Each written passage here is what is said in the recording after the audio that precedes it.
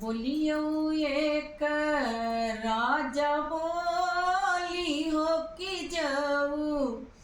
बोली मानऊ हो मोरे राजा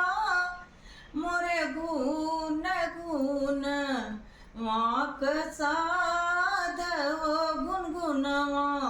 ले आऊ हो गुनगुनवा ले बोलियो एक रानी बोलियो हो बोलही नाही जानियो हो बोलही नाही जानियो हो मोरी रानी तू तहु जानम कई बझिनिया हो गुनगुनवा के न खेलई हो गुनगुनवा के न खेलाई हो। इतनी बचन रानी सुनली हो सुनही नाही पावई हो मोरे सुरजू बहिनी सुती उठी सुर जू मनावई हो मोरे सुरजू मोर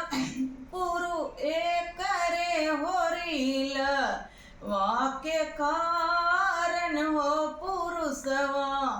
मेहना मारई हो पुरुष मेहना मारई हो। आज के नाम ए महीनावा हो होरिलवा तोहरे होई है हो कन्हैया अवतरी है हो मोरी तिरिया